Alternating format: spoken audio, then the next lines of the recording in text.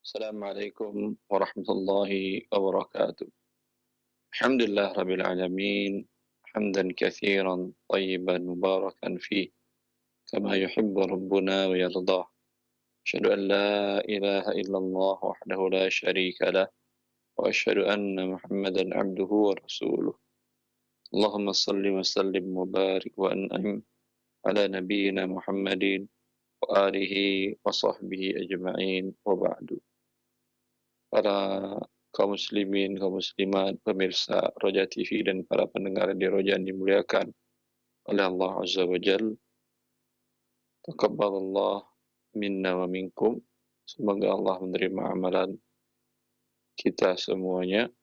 Kita masih berada di hari-hari yang mulia, hari tasyrik, ayyamu aklin wa syurbin wa zikrin lillahi ta'ala.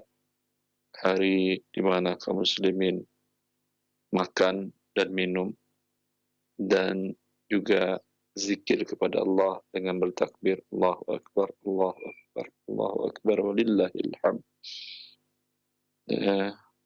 Di hari-hari biasa kita juga makan dan minum. Lalu kenapa mengkhususan dengan hari ini hari makan dan minum? Maksudnya pada hari-hari ini haram kita berpuasa dan kita menikmati makan dan minum, tidak boleh berpuasa. Selain itu juga kita mengisi waktu kita dengan mengagungkan Allah Azza wa Jalla, mengagungkan asma-Nya dengan bertakbir.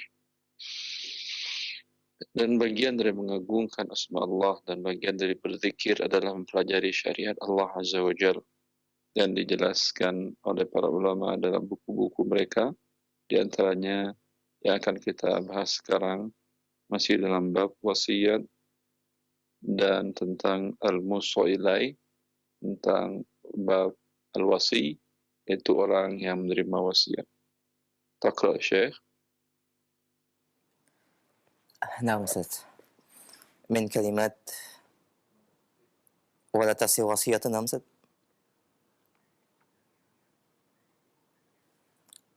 طيب بسم الله. قال المؤلف رحمه الله تعالى: ولا تصح وصية إلا في تصرف معلوم يملكه الموصي كقضاء دينه وتفرقة ثلثه والنظر لصغاره. Wala tasih, dan tidak sah wasiat illa kecuali pada tasarruf yang maklum. Kemudian yamlikuhul musi, wasiat kepada sesuatu yang memang dimiliki oleh yang mewasiatkan, kaqadai dainihi, seperti seseorang yang mewasiatkan untuk menunaikan hutangnya, wa tafriqati sulusihi, dan tafarruq solusihi, yaitu menunaikan sepertiga hartanya, dan nadhari li sigharihi, atau mewasiatkan untuk memperhatikan anak-anaknya. Baik. Sini muallif menjelaskan dengan perkataannya, dan tidak sah wasiat kecuali dalam perbuatan hukum yang diketahui. Pertama diketahui, kedua yamlikuhul musi, di mana yang berwasiat memang memiliki perbuatan tersebut. Maka nanti muallif menjelaskan bila tidak diketahui atau tidak dimiliki, itu tidak boleh. Ya.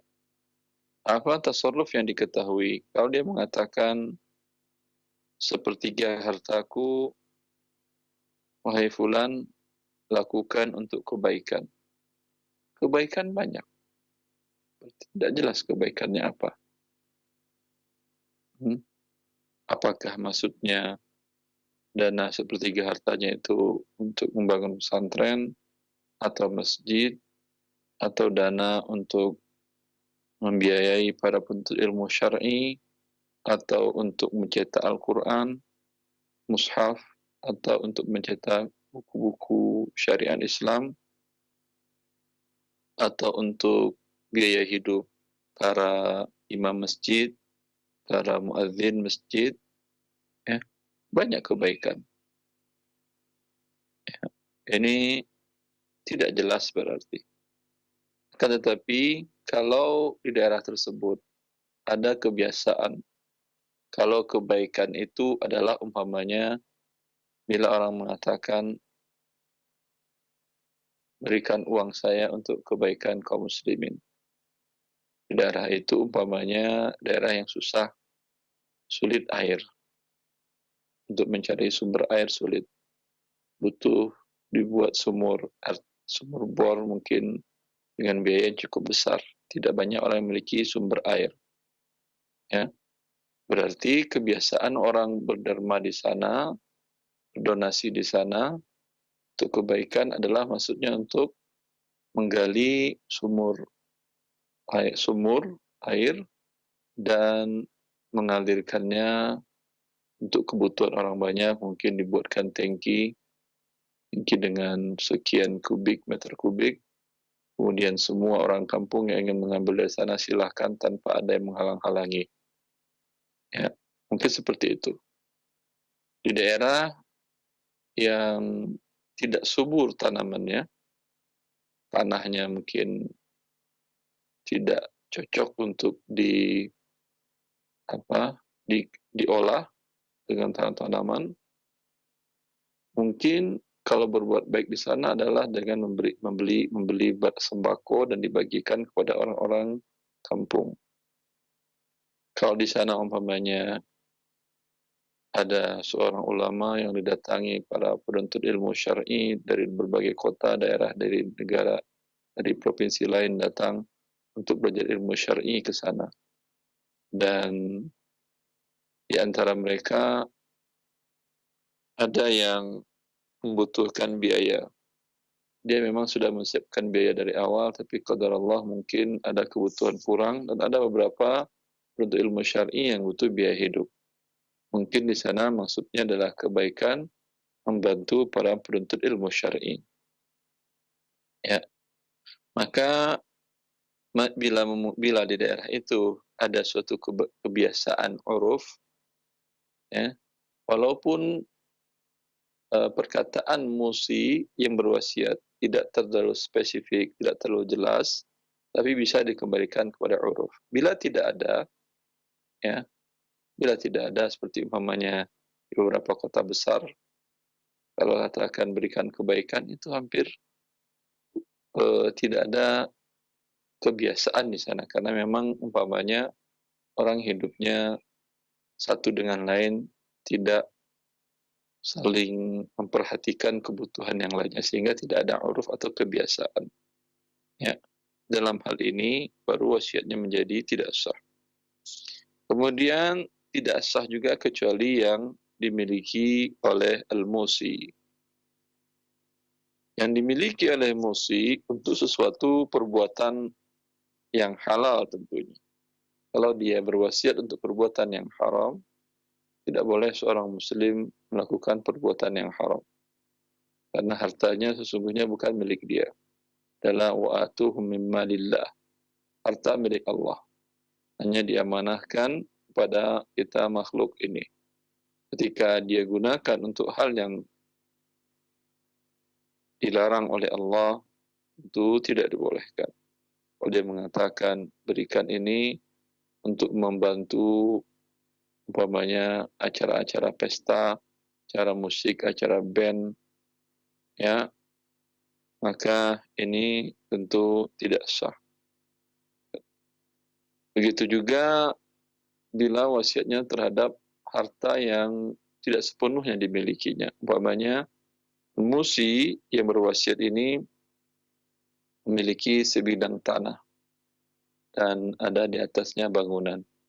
Tetapi menjadi jaminan karena dia berhutang ke salah satu pihak, mungkin lembaga keuangan syariah ataupun perorangan, dia berhutang dan dia jaminkan tanah dan rumah tersebut, sertifikatnya dijaminkan.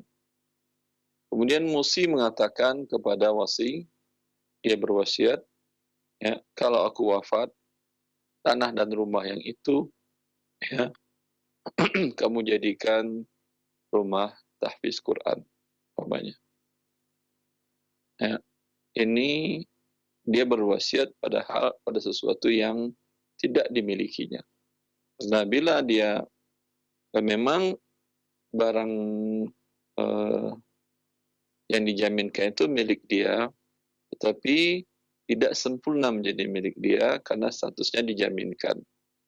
Butuh izin dari si penerima jaminan. Kalau penerima jaminan mengizinkan bisa, kalau tidak tentu tidak bisa.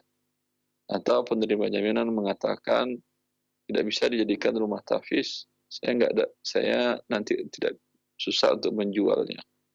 Kalau dia mengatakan begini sajalah, karena dia sudah wafat, berarti hutangnya sudah jatuh tempo, saya jualkan rumah dan tanah jaminan ini, berapa hutang dia ke saya ambil, sisanya wahai wasi, kamu belikanlah rumah dan tanah di tempat lain untuk dijadikan rumah tahfiz Quran.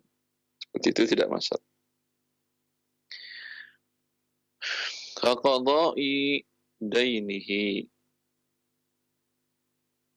wa tafriqatu sulusihi. Ini mu'allif mencontohkan yang tasarruf yang boleh. Wan nadhari li sigharihi. Yang boleh, yang memenuhi contoh apa? Yaitu yang memenuhi syarat jelas perbuatannya dan dalam hal yang dimiliki. Seperti membayarkan hutangnya. Ya, kalau dia mengatakan, bila saya wafat, ya, bayarkan hutang-hutang saya dari harta saya, ya. Maka ahli waris ketika dia wafat tidak bisa langsung menguasai harta tersebut. Seluruh harta tidak bisa dikuasainya. Wasi berhak membayarkan hutang dari yang berwasiat tadi. Ya. Walaupun hutangnya pada saat dia menyampaikan itu, si musi menyampaikan, yang berwasiat tadi menyampaikan, tidak dia jelaskan hutangnya kepada siapa saja. Tidak ada catatannya, tidak dijelaskannya, hanya mengatakan, bayarkan hutangku.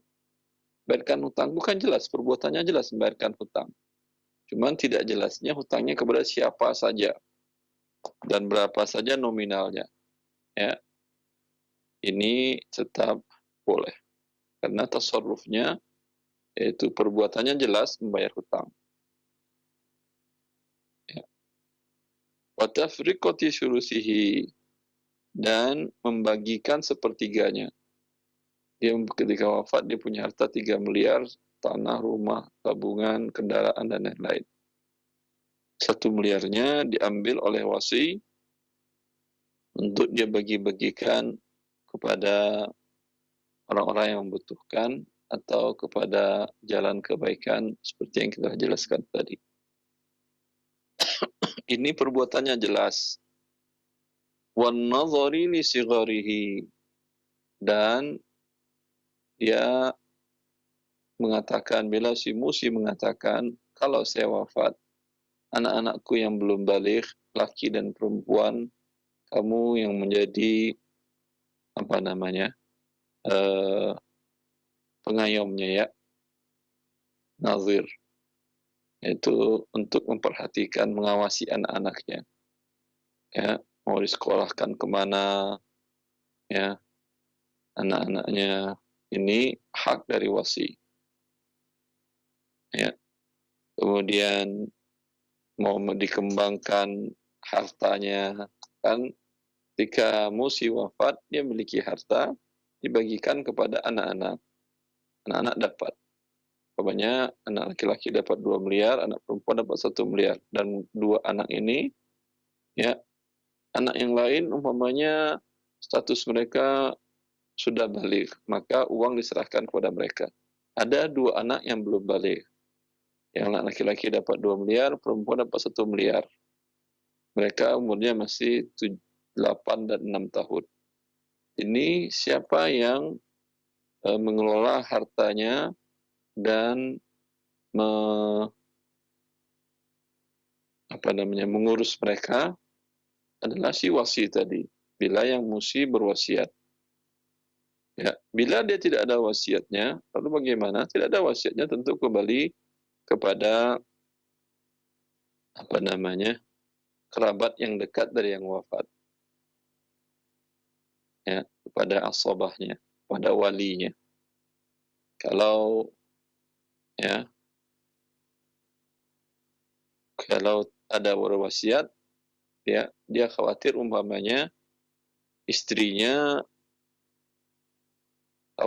namanya perempuan, kemungkinan memang ibu tentu kepada anaknya sangat sayang. Tapi si bapak ketika dia sakit dan sakit dia berat, dia khawatir kalau ibunya yang menjadi mengurusin anak-anaknya ini, khawatir ibunya ini nikah atau istrinya ini menikah dengan orang lain, khawatir harta anak-anaknya yang masih kecil tadi dikuasai oleh suami baru dari istrinya, dari ibunya, dan khawatir dia tidak orang yang soleh, dan kemungkinan hartanya akan digunakan untuk tidak kebenaran, atau kalaupun disekolahkan di sekolah asal yang tidak menunjang kebaikan untuk anak-anak yatim yang memiliki harta tadi. Nah, karena itu dia berwasiat. Kalau dia lihat istrinya adalah orang soleha, ya, dan sangat menurut kriteria, ya nggak ada masalah kalau dia berwasiat kepada istrinya sebagai wasinya. Bila tidak, mungkin dia cari yang sakit akan meninggal tadi, mewasiatkan kepada ayahnya, kakek daripada anak-anaknya, atau kepada saudaranya yang paling soleh, yang paling baik, untuk menjadi wasinya. Ya. Naktafi ya Ustaz Ihsan. Naktafi Ustaz. Baik. Baik, pendengar dan pemirsa Roja TV, alhamdulillah beberapa poin pembahasan disampaikan oleh Ustaz dan disyarah cukup jelas, dan insya Allah kita akan berikan kesempatan untuk bersoal jawab untuk menambah pemahaman. Dan bagi para pendengar serta pemerhati Roja, Anda bisa menyampaikan pertanyaan terkait dengan wasiat ini di line telepon. Silakan. Assalamualaikum Ustaz. Waalaikumsalam warahmatullahi wabarakatuh. Dengan siapa Bapak, di mana? Dari Bondan di Karawang. Pak Bondan, silakan pertanyaannya. Saya mau tanya Ustaz, kan ada di bank syariah itu ada deposito syariah. Kira-kira tahu memang hukumnya seperti apa ya Ustaz? Karena kan seolah-olah mengembangkan harta dan lain-lain. Ini bisa dijelaskan Ustaz, kira-kira boleh nggak kita itu menempatkan dana di situ? Terima kasih Ustaz. Jazakallah khair Pak Bondan. Barakallah fi, kita akan simak jawabannya. Silakan Ustaz. Menyerahkan uang kepada pihak lain. Kalau Anda menginginkan pertambahan, Anda harus siap dengan bila terjadi kekurangan. Kalau Anda tidak ingin kekurangan, maka tidak boleh ada pertambahan. Ya. Itu yang dibenarkan oleh syariat. Lalu bagaimana yang terjadi sesungguhnya di deposito di lembaga keuangan syariah?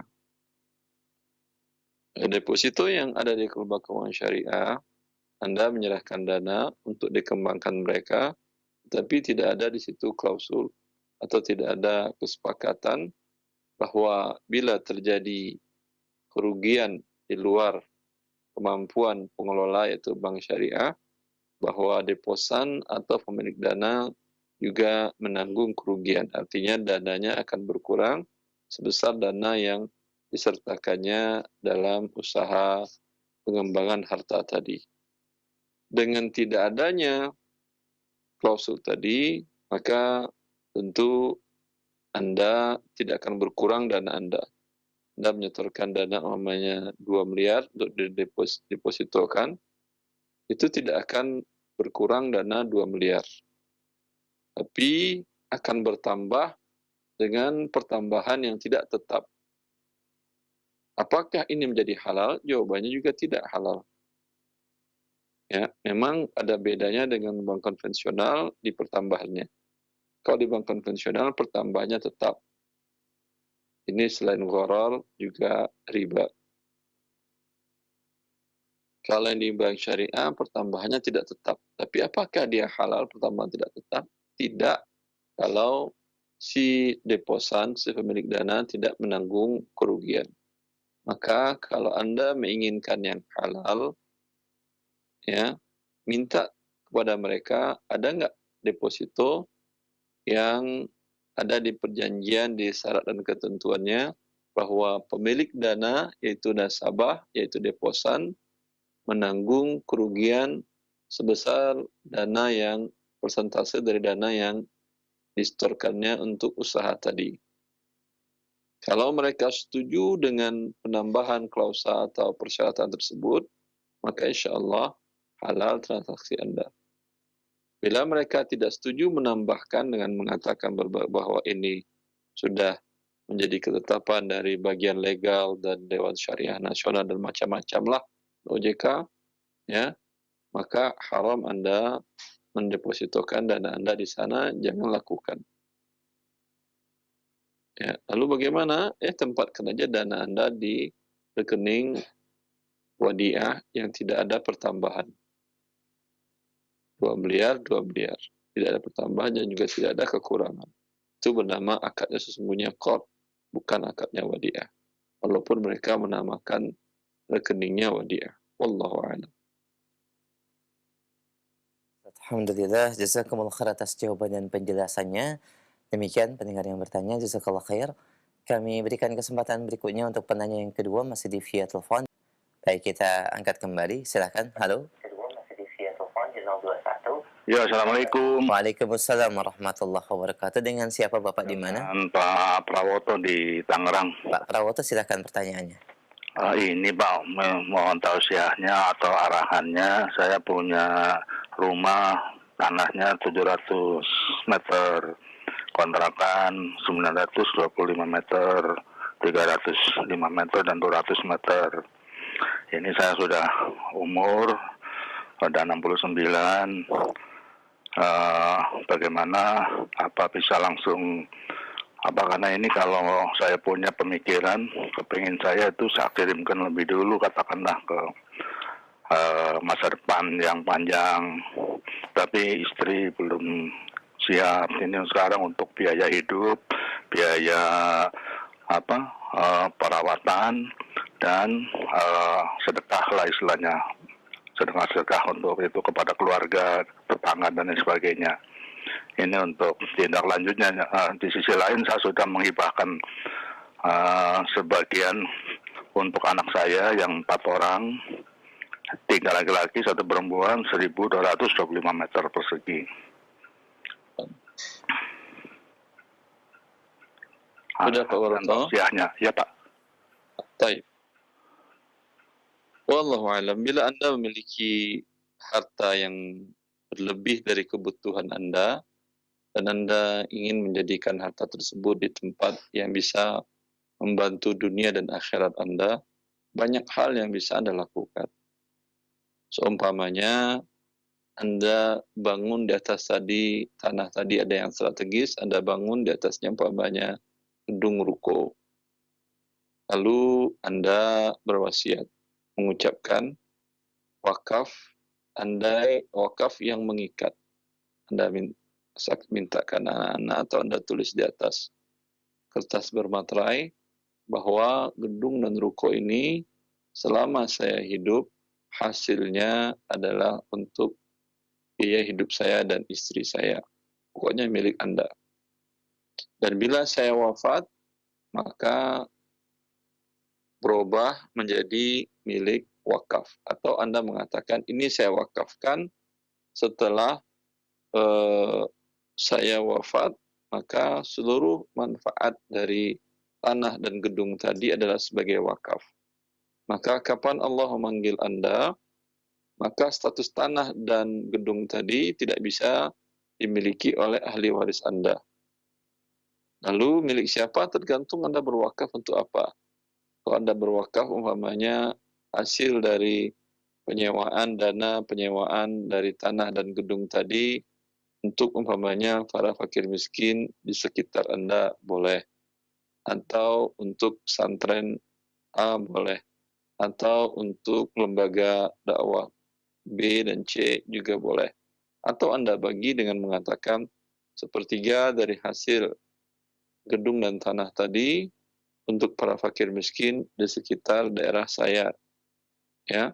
Sepertiga lagi untuk namanya tadi pesantren X yang mengajarkan agama Islam yang benar.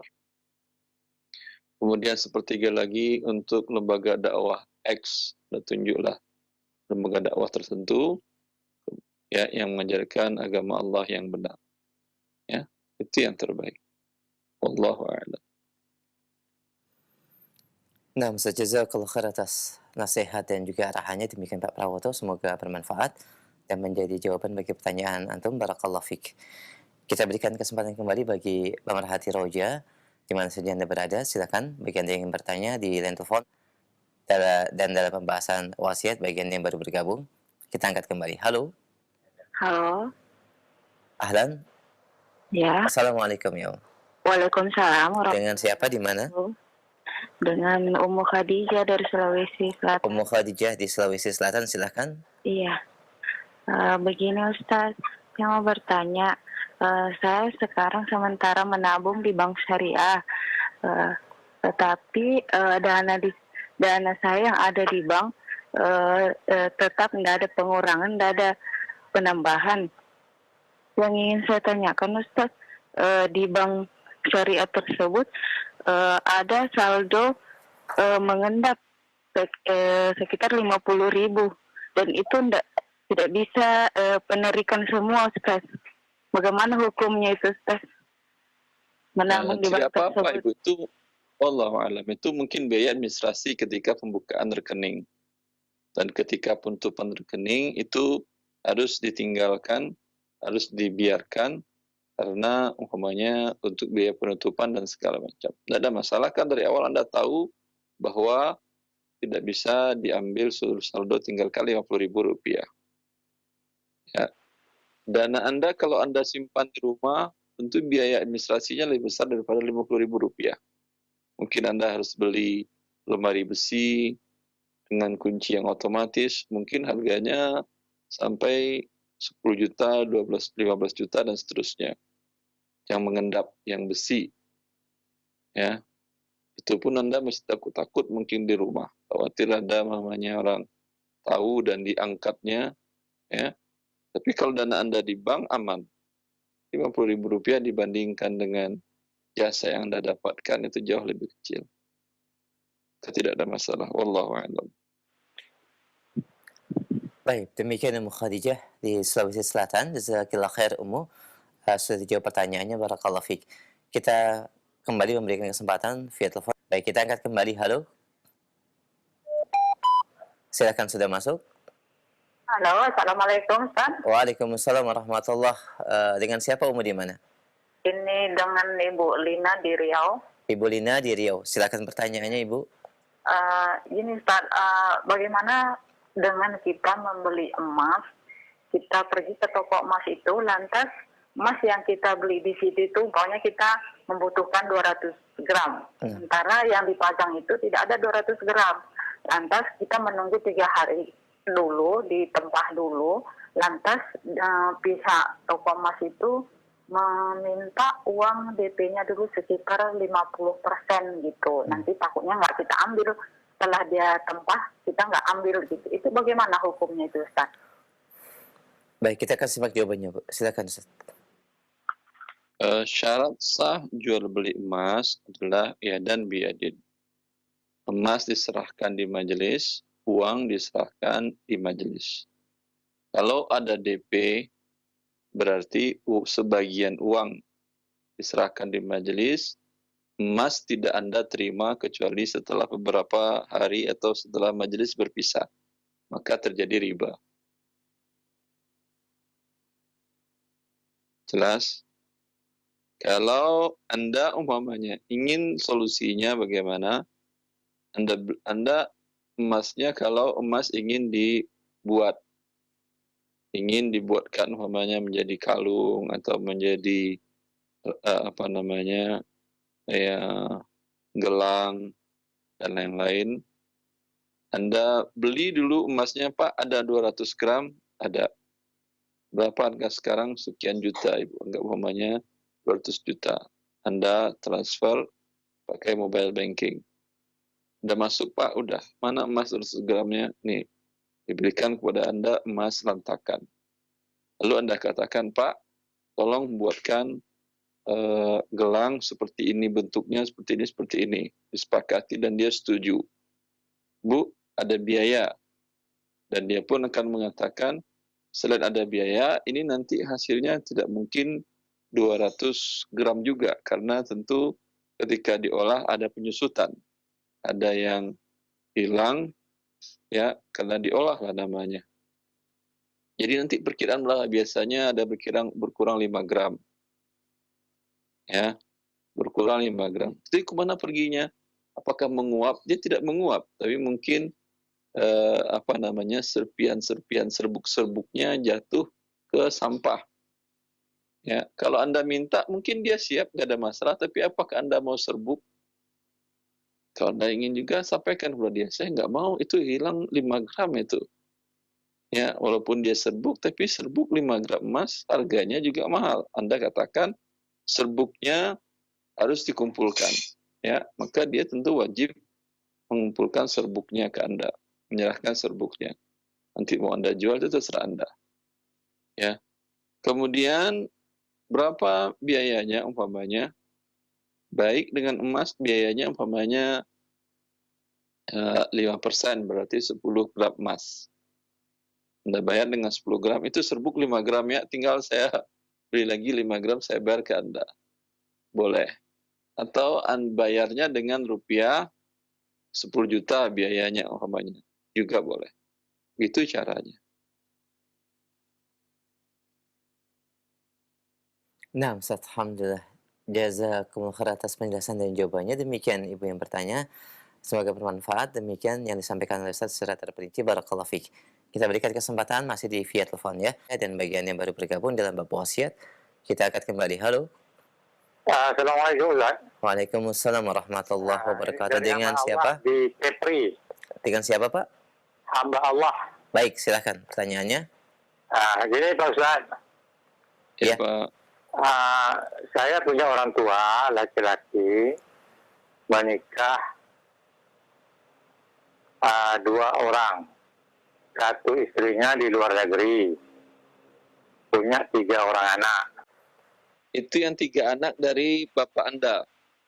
Iya, Bapak saya punya 2 istri, yang satu istrinya di luar negeri. Di luar negeri itu anaknya 3. Anak Bapak Yang Anda di dalam yang lain? Di dalam negeri anaknya 14.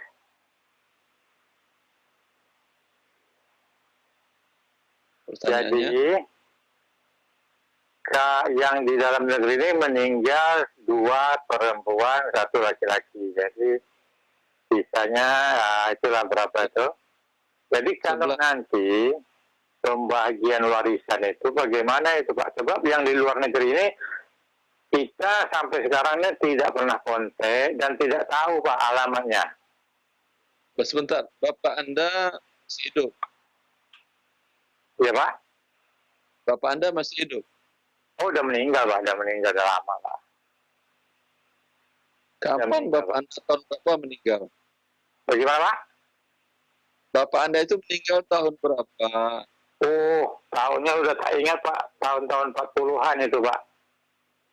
Ketika Bapak Anda meninggal itu, semua anaknya hidup atau yang 2 perempuan atau laki tadi sudah meninggal atau bagaimana?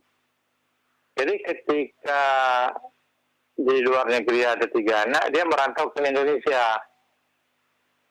Jadi di Indonesia itu dikaderkan itu dapat 14 orang anak itu Pak. Iya, ketika Bapak Anda itu wafat, berapa orang jumlah anak semua? Oh itu saya tak jelas juga Pak. Hah? Tak jelas juga Pak. Kok tak jelas? Saudara Anda sendiri nggak jelas?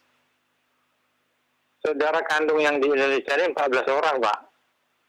Iya, tahun 40 ketika Bapak Anda meninggal itu, mereka hidup atau sudah ada yang meninggal juga? Ketika wafat, yang 14 itu ada semua Pak yang di Indonesia. Berarti Termasuk yang di luar negeri. atas hartanya. ke-17 anaknya, anak laki-laki 2 bagian, anak perempuan 1 bagian. Paham? Maksud saya begini Pak, yang di luar negeri ini Pak, kita sampai hari ini tak bisa mengesan gitu Pak. Saya sudah tanya di Kementerian Luar Negeri Indonesia, beliau minta alamat, sedangkan kita alamat sampai sekarang tidak tahu Pak. Yang hak waris mereka tetap disediakan. Ketika mereka tahu nanti mereka minta, Anda semuanya harus memberikan. Berarti hartanya dibagi 17, anak laki-laki 2 bagian, anak perempuan 1 bagian. Apakah istrinya ketika tahun 40 dia wafat itu ada yang hidup? Kalau hidup, istri dapat 1/8. Sisanya dibagi untuk anak laki-laki. 17 untuk laki-laki dan perempuan sebanyak 17 orang tadi. Anak laki-laki 2 bagian, anak perempuan 1 bagian. Masalah dia ditemukan atau tidak, ya itu disediakan haknya dia. Itu Pak, itu yang 3 orang itu nyimpan pembagian ya. Kenapa? Gimana Pak? Cukup jelas ya?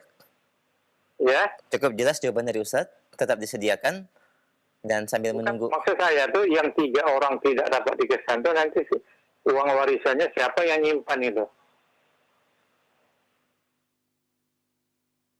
Anda bagilah semuanya yang 3 tadi seolah tidak ada. Tapi nanti kapan dia muncul, Anda tarik lagi kepada yang dapat bagian masing-masing. Kalau nggak ada yang berani nyimpan.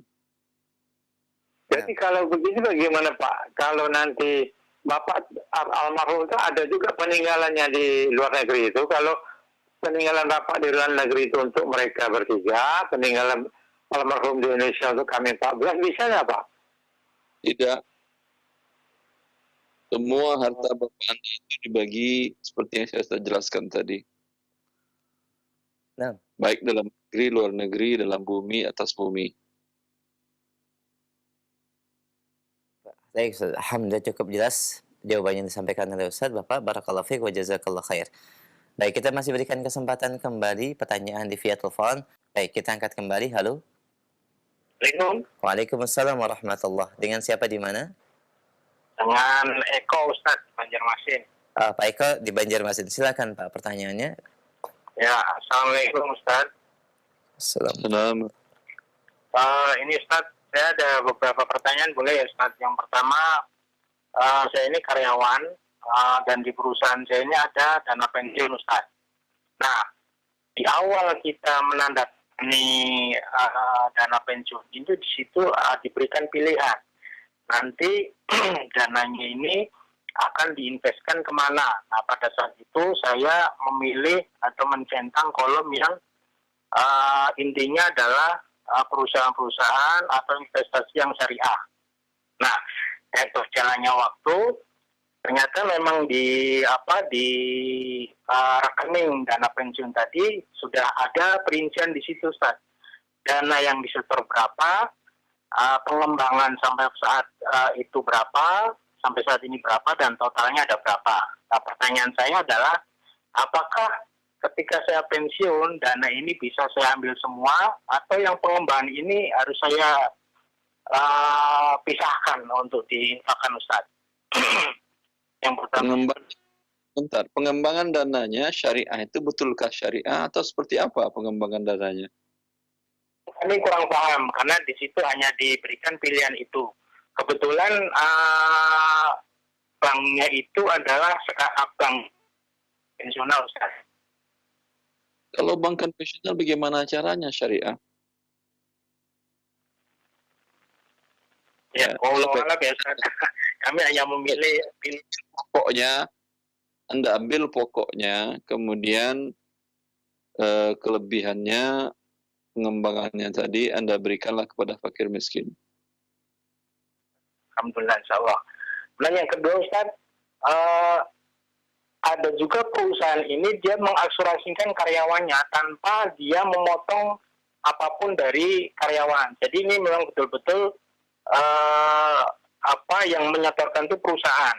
Jadi setiap karyawan yang menjadi karyawan itu dia pasti diikutkan asuransi ini, baik dia selama dia bekerja ataupun selama dia di perjalanan ke rumah atau selama dia di rumah. tersiri seperti ini boleh juga kami manfaatkan Ustaz. Itu aja Ustaz, syukran jazakallahu khair. Boleh walaupun asuransinya konvensional. Oh, nah, Ustaz, alhamdulillah. Ya, syukran Ustaz, itu aja Ustaz. Hanya mendapatkan hibah, dan hibah yang mengandung gharar tidak ada masalah. Nah, Ustaz. Syukran Ustaz. Assalamualaikum warahmatullahi wabarakatuh. Waalaikumsalam warahmatullahi wabarakatuh. Jazakallah khair Pak. Barakallah fiik. Alhamdulillah kita masih berikan kesempatan kembali via telepon sebelum kami angkat dari pesan singkat. Baik, halo. Halo.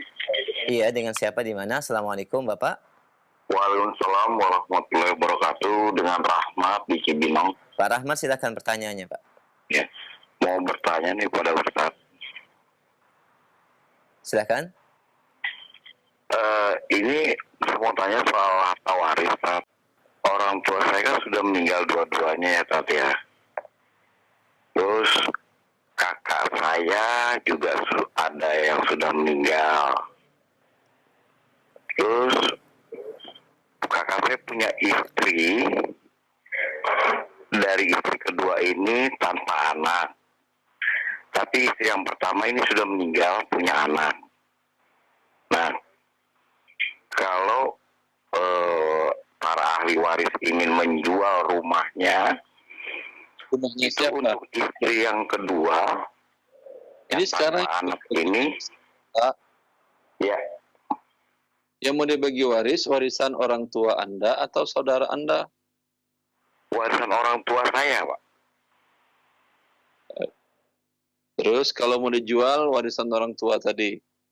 Ya, jadi kami rencana mau menjual rumah warisan orang tua. Nah, pertanyaan saya, untuk almarhum kakak saya ini, istri yang keduanya tanpa anak, ini ada hak waris nggak dari harta warisan orang tua saya ini, Tat? Kakak Anda itu wafat setelah orang tua Anda wafat atau sebelum? Orang tua saya dulu, bapak saya dulu yang wafat. Bapak saya, almarhum bapak saya meninggal 2016.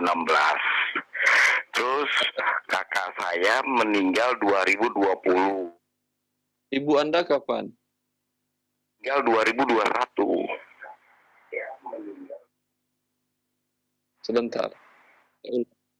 Yang pertama meninggal siapa? 2016 itu siapa yang meninggal? Bapak Anda? Itu bapak saya, 2016 meninggal. Kemudian siapa lagi yang meninggal setelah itu? Kakak saya, 2020.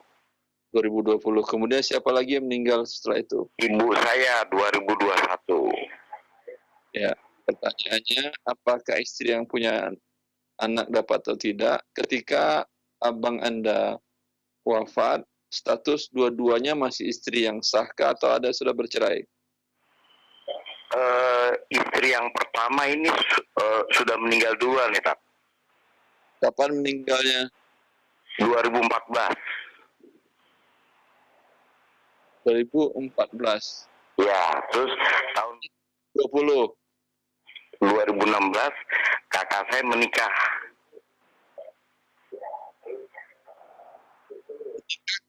Iya, ketika kakak Anda itu wafat, istrinya cuma satu kan ya? Iya, yang nomor, ya istrinya cuma satu. Dapat istrinya itu 1/8 dari harta kakak abang Anda itu. Baik harta itu didapatkan dari warisan dari bapaknya atau dari harta pencariannya sendiri. Oh, jadi harta warisan dari orang tua saya ini, istri almarhum kakak saya ini, walaupun tidak punya anak, tetap dapat ya, Tat? Tetap dapat. Bagiannya berapa ya, Tat? 1/8 dari bagian suaminya. Oh, 1/8. Baru sisanya ke anak-anaknya ya, Tat ya?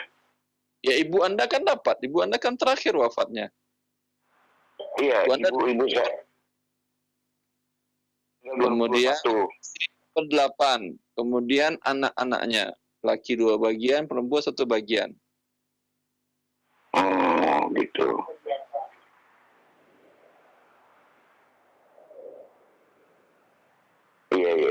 Baik. Ya, jazakallah khair Pak atas. Ya. Terima kasih ya. Nah, sama-sama. Barakallahu fiik. Assalamualaikum warahmatullahi wabarakatuh. Waalaikumsalam warahmatullahi wabarakatuh. Jazakallah khair Ustaz. Kami angkat pertanyaan selanjutnya dari pesan singkat Ustaz. Assalamualaikum warahmatullahi wabarakatuh. Baik, pertanyaan dari pendengar kita, Ustaz, saya memiliki kotoran kambing atau burung yang saya buat untuk pupuk kompos, Ustaz. Kalau dijual, bagaimana hukumnya, Ustaz? Yaitu kalau kotorannya saja yang dijual, tidak dalam bentuk pupuk. Dalam pendapat yang rajih dari pendapat para ulama, bahwa kotoran dari hewan yang dagingnya boleh dimakan, seperti kambing, burung yang boleh dimakan, atau sapi, atau unta, itu tidaklah najis. Ya, tidak najis itu apakah boleh dimakan, ya terserah Anda mau makan atau tidak. Tapi tidak semua yang najis Anda makan. Batu juga tidak najis, tapi nggak ada orang makan batu.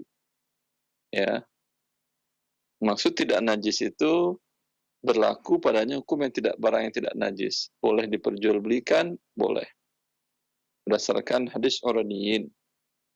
Ya, berdasarkan hadis Oraniyin, di mana sekelompok orang dari kaum Urainah, mereka menyatakan keislamannya datang ke Madinah. Dan mereka terkena wabah Madinah. Di waktu itu Madinah ada wabah. Beda-beda para ahli kedokteran dan ahli sejarah menjelaskan, ada yang menyatakan penyakitnya penyakit malaria dan lain-lain.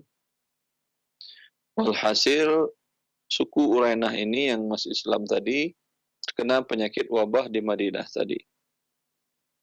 Lalu Rasulullah SAW menyuruh mereka datang ke tempat hewan zakat untuk diberikan susu unta dicampur kencing unta. Ya, ini menunjukkan bahwa hewan yang dimakan dagingnya, bahwa kotorannya tidaklah najis. Ya. Wallahu a'lam, menurut pendapat yang sahih boleh Anda jual kotoran kambing tadi. Betul. Nah, Ustaz, alhamdulillah. Jazakallah khair atas jawaban dan penjelasannya. Kami angkat kembali pertanyaan berikutnya, masih dari pesan singkat. Assalamualaikum warahmatullahi wabarakatuh. Assalamualaikum. Ustaz, bagaimana hukumnya jika membeli emas batangan, yaitu antam, dan transaksinya via WhatsApp? Setelah dibayar, yaitu ditransfer melalui mobile banking, saya bilang untuk disimpankan terlebih dahulu emas saya, nanti saya jemput. Atau si penjual mengatakan akan diantar sore nanti. Bagaimana hukumnya seperti ini, Ustaz? Ini riba. Tidak terjadi serah terima di satu majelis. Ya. Kalau Anda ingin, ya, tapi tentu dengan lembaga mungkin tidak bisa Anda tawarkan akadnya. Kalau dengan perorangan, umpamanya dengan toko yang Anda kenal, dengan dia kenal baik, bisa Anda tawarkan, saya kirimkan uang dahulu, tapi bukan uang pembelian emas. Ini hanya sebagai titipan. Nanti kapan Anda antarkan atau kapan saya ambil, pada saat itu ditransaksikan. Anda tadi ingin 100 gram umpamanya, Anda transfer pagi hari melalui banking, 100 melalui transfer bank sebanyak 100 juta rupiah. Anda katakan, ini saya belum beli emas ya, dan saya titip dana dulu. Kapan ada waktu Anda mengantarkan 100 gram? Sore. Ya udah. Ketika sore dia bawa emasnya kepada Anda tanyakan berapa harga per saat ini, dia mengatakan 100 gram 99 juta. Ya, saya ada titipan dana di Anda 100 juta, ya, saya beli dan kembalikan 1 juta sekarang. Sah dengan demikian. Wallahu a'lam. Nah, Ustaz, alhamdulillah. Jazakallah khair atas penjelasannya dan jawabannya. Barakallahu fiik. Kami angkat kembali pertanyaan masih dari pesan singkat. Assalamualaikum warahmatullahi wabarakatuh. Saya seorang staf dosen. Ya, saya seorang staf dosen FK Unismu, yang dimana Unismu membangun rumah sakit pendidikan, Ustaz. Lalu dalam pengadaan alat-alat rumah sakit, saya diminta mengusulkan alat-alat rumah sakit tersebut. Kemudian saya mengusulkan alat-alat rumah sakit tersebut berdasarkan kualitasnya. Kemudian oleh vendor akan diberikan hadiah karena telah mengusulkan alat-alat rumah sakit tersebut, Ustaz. Bagaimana hukumnya menerima hadiah dari vendor tersebut, Ustaz, yang saya tidak memintanya? Jazakallah khair. Anda terima, Anda berikanlah ke kampus Anda, ke rumah sakit pendidikan tadi. Karena bagi Anda tidak halal. Itu termasuk riswah. Bila Anda, kalau bisa Anda tolak, itu paling bagus. Tapi biasa dalam hal ini, kalau Anda berat untuk menolaknya dengan berbagai alasan dari pihak si vendor, Anda sampaikan kepada pihak kampus bahwa vendor memberikan hadiah karena saya mengusulkan barang-barang dan barang-barang itu produk mereka ternyata. Ya, ini dananya bagaimana saya ambil untuk kampus atau saya tolak sama sekali. Ya, kalau pihak kampus, pihak yayasan mengatakan tolak sama sekali, tolak. Kalau mereka mengatakan boleh Anda ambil tapi berikan kepada yayasan, ya ambil atas nama yayasan. Wallahu a'lam. Nah, Ustaz, jazakumullah khair atas penjelasannya. Kami angkat kembali pertanyaan berikutnya. Assalamualaikum warahmatullahi wabarakatuh. Ustaz, suami saya telah meninggal dan kami memiliki 2 anak perempuan. Sejak menikah, saya bekerja dan gaji dipegang suami, dan yang dipegang suami dicampurkan dengan gaji saya, Ustaz. Dan saya menerima nafkah bulanan dari suami, di mana di bawah gaji yang saya terima, Ustaz. Apakah yang saya harus lakukan dengan harta yang ditinggalkan suami, di mana hasil dari gaji tergabung antara saya dan suami? Ya, tinggal diperkirakan berapa persen gaji Anda, berapa rupiah gaji Anda, berapa rupiah gaji suami. Kemudian berarti umpamanya gaji Anda 40% dari keseluruhan gabungan, gaji suami 60%. Sedangkan biaya hidup umpamanya dari gaji itu, dari uang yang terkumpul umpamanya sekitar sekian persen. Berarti yang 60% gaji suami Anda potong lagi dari biaya hidup keluarga. Ya, anggap umpamanya setelah dipotong yang murni milik suami adalah 30%. Ya, 30% untuk biaya hidup. Berarti Anda memiliki 4/7, suami 3/7. Ya, berarti ketika suami wafat, yang akan dibagikan dari seluruh harta yang dibelinya atau yang Anda beli, tentu jelas itu milik Anda, tidak dibagi waris. Yang dibelinya, yang dibagi waris cuma 3/7. Yang 4/7-nya tidak, karena itu dibeli dengan uang Anda. Bisa difahami, saya kira. Jazakallah khair, Ustaz, atas jawabannya, dan kami angkat kembali pertanyaan terakhir di kesempatan pagi ini terkait dengan wasiat. Assalamualaikum warahmatullahi wabarakatuh. Ustaz, apakah ada kriteria khusus seseorang yang kita ingin mewasiatkan sesuatu kepadanya, Ustaz? Jazakallah khair. Allah barik fiik. Ni'mal malus salih lirrajulis salih. Harta yang baik itu tentu untuk orang yang baik, orang yang saleh. Maka bila Anda ingin memberikan harta kepada seseorang, lihatlah kesolehannya, ketakwaannya kepada Allah, karena setiap rupiah yang Anda miliki akan digunakannya untuk bertakwa kepada Allah Azza wa Jalla. Ya. Adapun apakah mereka ustadz? Tidak mesti juga ustadz. Apakah mereka umpamanya adalah imam masjid? Tidak mesti juga. Mungkin orang-orang yang soleh itu ada di sekitar Anda, mungkin tetangga Anda yang biasa saja, tapi subhanallah, hubungannya dengan Allah sangat baik. Kewajiban-kewajiban kepada Allah dalam bentuk salat 5 waktu sangat dia jaga. Ya. Atau mungkin kerabat Anda, atau mungkin teman kerja Anda. Ya. Yang penting kaidahnya adalah semakin takwa dia kepada Allah, semakin soleh, maka sangat baik Anda berikan manfaat kepada dia, karena setiap rupiah Anda akan digunakannya untuk bertakwa kepada Allah Azza wa Jalla. Atas jawaban dan penjelasannya, Ustaz. Ini merupakan pertanyaan kami terakhir di pagi ini, Ustaz. Sebagai ikhtitam dan kesimpulan kajian kita, silakan. Ya. Akhwani wa akhwati fillah, ni'mal malus salih lirrajulis salih. Harta yang terbaik itu adalah milik orang-orang yang soleh. Bila orang yang soleh memegang harta, dia akan pergunakan untuk kebaikan dunia dan akhirat, baik untuk diri dia atau untuk orang lain.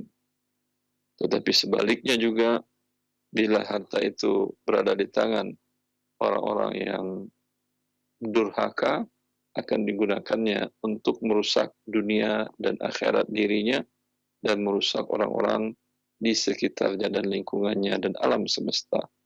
Agar kita menjadi orang yang saleh, yang bisa menggunakan harta kita dan harta orang lain yang diamanahkan kepada kita, dan harta Allah yang kita terima menjadi bermanfaat. Tentu kita wajib mempelajari syariat Allah Azza wa Jalla. Allahu wali taufiq. Sallallahu ala nabiyina Muhammad wa alihi wa sahbihi wa sallam. Assalamualaikum warahmatullahi wabarakatuh.